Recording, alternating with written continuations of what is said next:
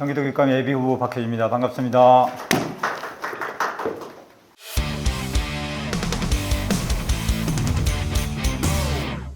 학교 생활하면서 보통 우리가 많은 고민을 하고 자기를 성장해 갑니다. 처음에는 똑같은 교사로 출발하지만 나름 성장하는 방향들이 있죠. 그래서 보통 전문직이라 하면 나름의 주특기라는 표현을 하잖아요. 저희 주특기가 뭘까 이렇게 궁금해 하실 수 있을 것 같은데, 저는 큰 틀에서 이 생활지도 이 부분 하나 하고, 두 번째는 수업입니다. 그래서 이것을 분리해서 사고는 할 수 없는 거고요. 수업 시간에 실제로 생활지도 하는 철학이 녹아들 수밖에 없는 것입니다. 제가 퇴직 직전에 수업 들어가면서 아이들을 연초에 이런 말을 합니다. 친구들아, 나는 1년 동안 조용히 해라는 말을 수업 시간에 단 한 번도 하지 않겠다. 아이들이 요즘 가장 듣기 싫어하는 말이 조용히 해라는 통제의 말입니다.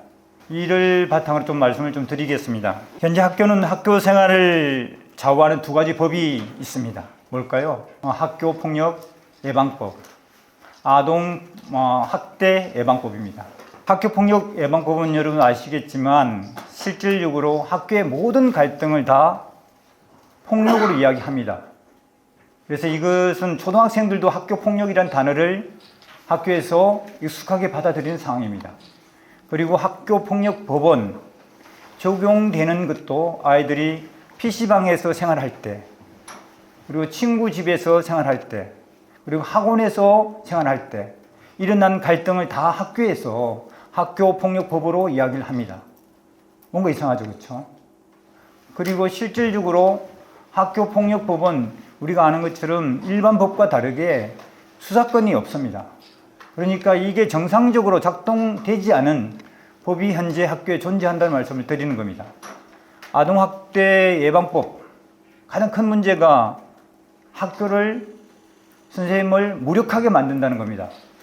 그 이유는 가장 큰 요인이 정서적으로 아이가 힘들어할 때 그것을 부모는 안타까울 수 있잖아요. 안타까움이 곧 그게 아동학대로 신고할 수 있는 상황으로 작동합니다. 그러니까 선생님은 학교에서 어떻게 되죠? 쉽게 말하면 여러 아이들이 교실에 있다 보면 통제가 있을 수밖에 없죠.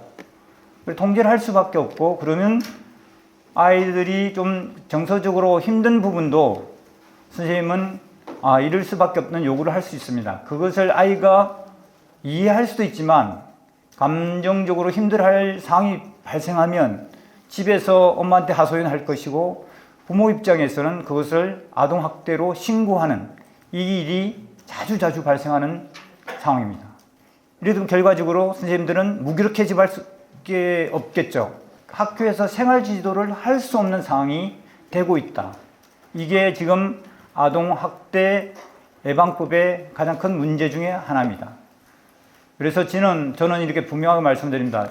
이 두 법이 지금 학교에 있는 한, 학교가 정상적으로 돌아가기 힘들다. 그래서 조속히 개편해야 된다. 이 말씀을 드리는 겁니다.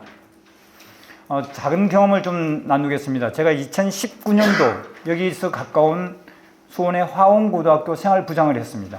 생활부장을 하는데 1학기 때 학교 폭력 사건이 13건이 발생했어요. 그때는 학교 폭력 업무를 모두 다 학교에서 전담할 때였습니다. 방학이 됐습니다. 도저히 이건 아니다 라는 생각을 할 수밖에 없었고, 왜냐하면 1학기 때 새벽에 퇴근하는 것이 일상이었습니다. 그래서 경험자들을 찾아 의견을 듣고 2학기 때 실제 다른 적용을 했습니다. 학교폭력 예방법에서 말하는 그 절차를 뛰어넘는 뭔가 방법을 찾아야 되겠다. 그래서 결과적으로 2학기 때는 학폭 발생이 한 건으로 줄었습니다. 1학기 때 사건 13건을 분석해 보니까 모두 다 관계였습니다. 아이들끼리 따돌림, 심한 이게 아니라 삐짐, 사귀다가 헤어지는 것. 사귀다가 헤어지는 관계가 쉽게 일어나잖아요.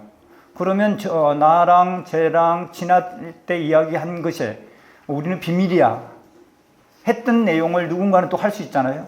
나와 비밀을 지키지 않았어. 이것도 학교 폭력으로 신고됐습니다. 그래서 이 부분을 갖고 담임 선생님들한테 이런 상황이다.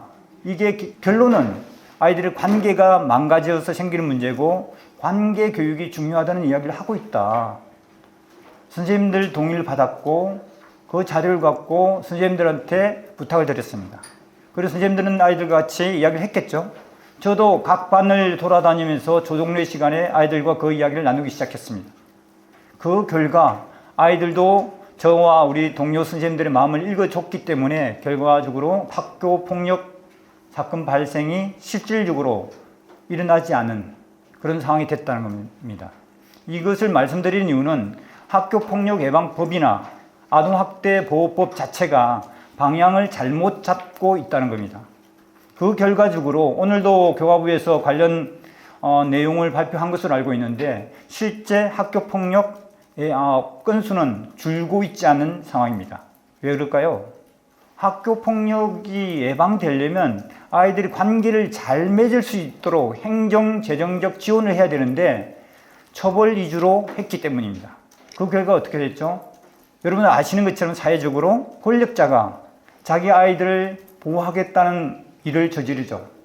사회적으로 규탄이 되죠. 처벌이 강화되고 생기부에 처음에는 학교폭력 예방법이 등장했을 때는 생활기록부에 기록하지 않는 거였어요. 그런데 기록하기 시작했고 지금은 졸업하고도 낙인으로 남게 되는 조항도 있습니다. 학교폭력 예방법에 17조 항이 9개가 있거든요. 9개.